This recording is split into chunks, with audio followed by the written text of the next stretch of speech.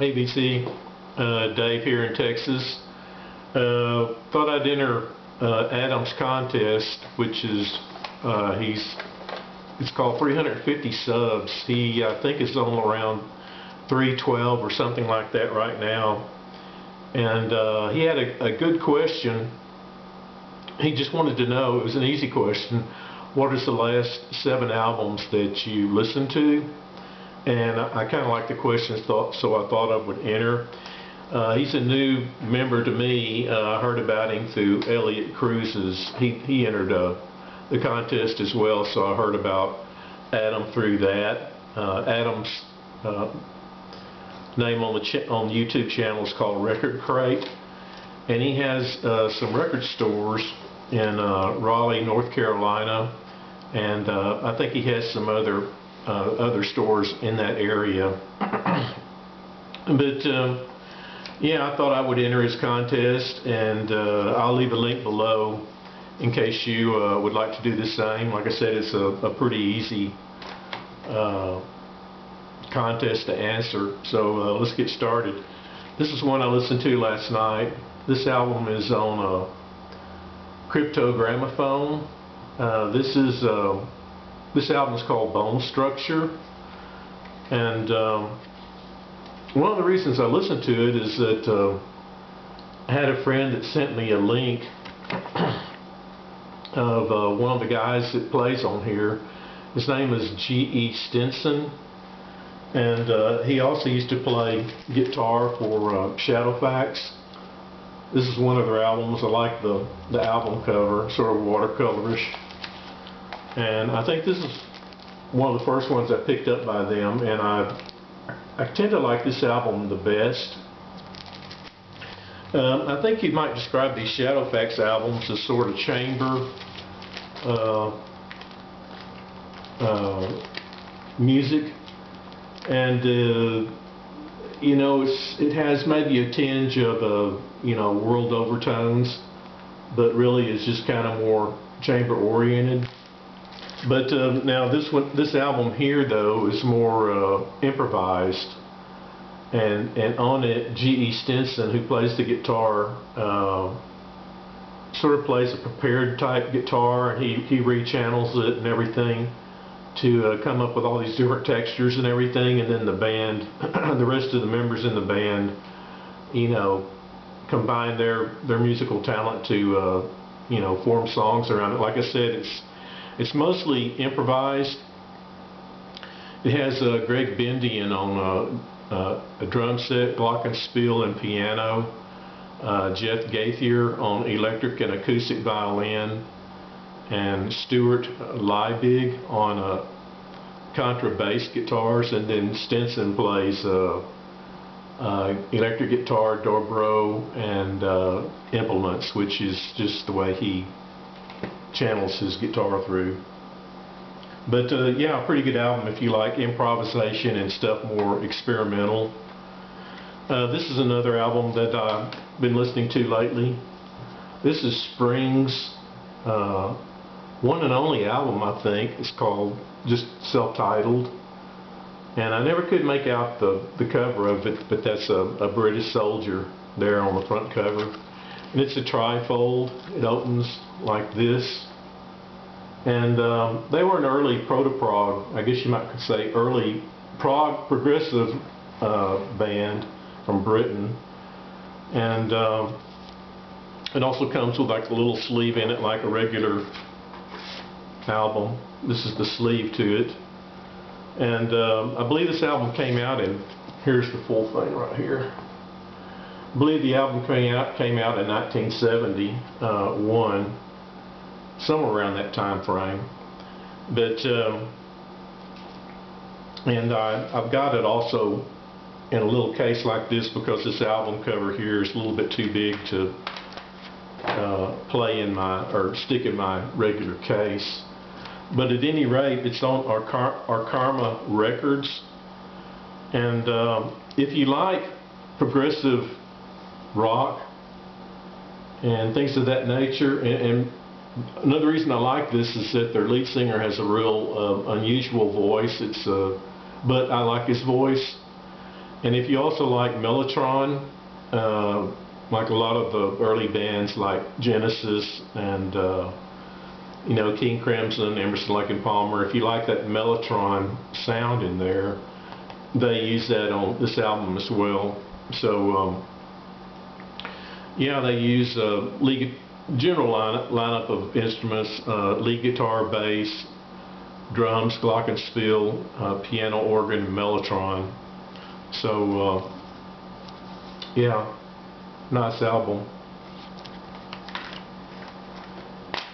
The third album I listened to was this album here. I showed it not too long ago at the beginning of 2020 when they had that thread going around, and I said that I hadn't quite got into this album yet, and it's part of the Gong's trilogy, and I believe the trilogy is called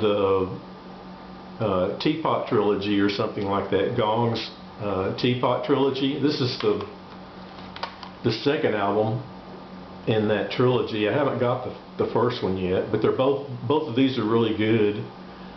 And this is Angel's Egg, and this one's just called You. But again, this is more progressive rock, and I listened to this album again here the other night and really like it a lot. I like both of these albums, so I'm pretty sure I would like the first one in the series. So yeah, again, they're a British rock band, early rock band from England. So yeah, Gong. Now, I showed this album too. This is Danny Eaton's album not too long ago. This one is pretty much all self-produced by Danny Eaton, and I got real curious about him, and I believe I read online he also makes guitars and other kind of string kind of instruments. But this is the only album or only release that he has on vinyl as far as I know. But I got to looking and found out that he was also in this band here. This is called I said Danny Eaton, but I meant to say William Eaton. This is called William Eaton Ensemble, and it's a 2 CD set. And I'm not sure what. See if it says Canyon Records right here. But there's the second CD. But this CD kind of reminds me of chamber stuff too, sort of like Shadowfax that I'd shown earlier, and maybe organ too. But or it's not as quite as world oriented as say organ. It's kind of more a little bit like something like Paul Winters here. This is Sunsinger, and but yeah, this album here I've really been enjoying it. It's just kind of light music. Sort of ensemble sounding band, but was real happy to find it, and I think it's a pretty good album. It says it features sounds by Eaton, unique instruments including lyra harp guitar, 26-string guitar, a spiral clef plus flutes, panpipes, mandolin, violin, virula, a bass, and ethnic percussions from around the world. So yeah, quite a diverse album. And if you like that first Eaton album, or Paul Winters, something like that, or even organ, you know, you might like this album here. And there's other ones that he's on as well. I found this one here the other day at a thrift store. This is Bossa Novaville, and it has it's an anthology of different artists.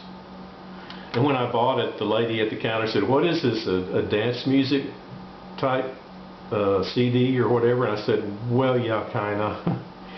It's not really. It's just exotica type jazz. And I have another one similar to it right here. And as you can see, they have this kind of tiger print along the side, and up at the top it says Ultra Lounge. But and there's a series of these things. Like I said, this one here is more Bossa Nova oriented, and this one is more exotica oriented. But I like them both a lot. The only guy on here that I was familiar with is Martin Denny, which is on this other one as well. Not the same cut or whatever, but yeah, both really good albums. Sort of escapist albums for me whenever I'm in the mood. They're really nice to listen to, sort of relaxing. Then I listened to this one here the other night. This is a Tangerine Dream Stratosphere. I think this album here, which is Phaedra, was probably the first album I bought by Tangerine Dream, and then I picked up the one that came after it, Rubicon, and then this one here, Stratosphere.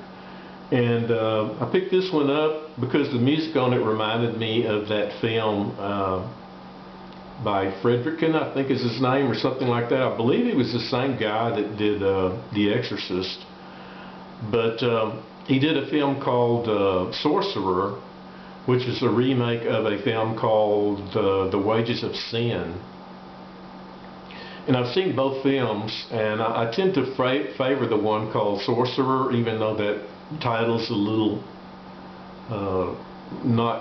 doesn't quite fit the film. But Tangerine Dream plays the soundtrack for Sorcerer, and this album came out around that time, so it kind of has that feel for it for me. And so yeah, I like this album quite a bit. In the film Sorcerer, it's got Roy Schreider in it, if you like him as an actor. And it's a real interesting film. Almost has kind of a foreign film flavor to it. But so yeah, that is, well, let's see, I have one more that I didn't show. This is one I picked up here the other day. This is one of David Crosby's newer albums, and I haven't heard anything by him lately. So I played it the other night because it was a new acquisition, and it's just called Krate, and it's pretty good. I mean, sometimes his albums can be a little bit mixed as far as the results, but they're all, at least the ones that I have, are all pretty decent. Not quite as good as his first release by far. His first release is more kind of evocative and atmospheric, and these are more song oriented, but it's still an interesting album to listen to and to see what he's putting out here lately. I believe this came out fairly recently, 2014. So there you have it. I showed David Crosby, Tangerine Dream, these anthology albums, the WilliamEater album, which is here, the Gong albums, the Spring album, and the Bone Structure album. So I think that is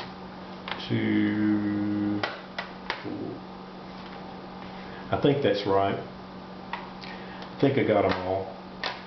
Anyway, and I want to enter your contest, and I hope you have a lot more entries and reach your 350 subscriber that you're looking for. I'm pretty sure you will.